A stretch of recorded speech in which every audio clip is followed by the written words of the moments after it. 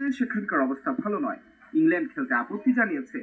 এমনটি জানিয়ে ওই খবরে আরো বলা হয়েছে, টি-20 বিশ্বকাপ 20 দলের 55 ম্যাচের মাত্র 20টি ম্যাচ শ্রীলঙ্কায়, বাকি সবই ভারতে। ভেন্যু বদলের কাজটা তাই কঠিন। আইসিসিকে অনেক ভেবেচিন্তে সিদ্ধান্ত নিতে হবে। বাংলাদেশকে বলা হলো এখন ভেন্যু পরিবর্তন সম্ভব নয়, এখন হাতে তো আর বেশি সময়ও নেই। অথচ এখন সব ম্যাচ শ্রীলঙ্কায় নেওয়া খুব কঠিন। ভারতে এই প্রাণপূরণের মতো মারাত্মক ভাইরাসের ছড়িয়ে পড়ার খবর এখন আর ভারতের ভেতরে সীমাবদ্ধ নয়। বিশ্ব মিডিয়া ফলাও করে প্রচার করছে এর ভয়াবহতা। বাধ্য হয়ে ভারত অসহায় স্বীকারোক্তি দিয়ে জানিয়েছে সচেতনতার বার্তা। বিশ্বকাপের আগে ঠিক এখানেই শঙ্কার কথাটা, এত কড়াকড়ি মেনে কি বিশ্বকাপ খেলা সম্ভব? এদিকে আল জাজিরা দাবি করছে করোনার চেয়েও মারাত্মক ভারতে ছড়িয়ে পড়া এই ভাইরাস।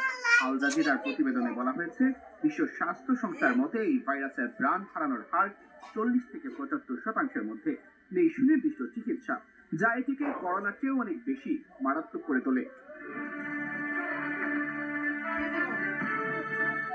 ভারত সরকার নিপা ভাইরাস নিয়ে দুশ্চিন্তা নেই দাবি করলেও বিশ্ব মিডিয়া ইতিমধ্যে দেখছে কঠিন সময়। অনুমিতভাবেই ইংল্যান্ডের মতো সচেতন দেশগুলো এই পরিস্থিতিতে বিশ্বকাপে পাঠাতে চাইছে না ক্রিকেট দলকে। শেষ পর্যন্ত বিশ্বকাপটা ভারতে হবে তো?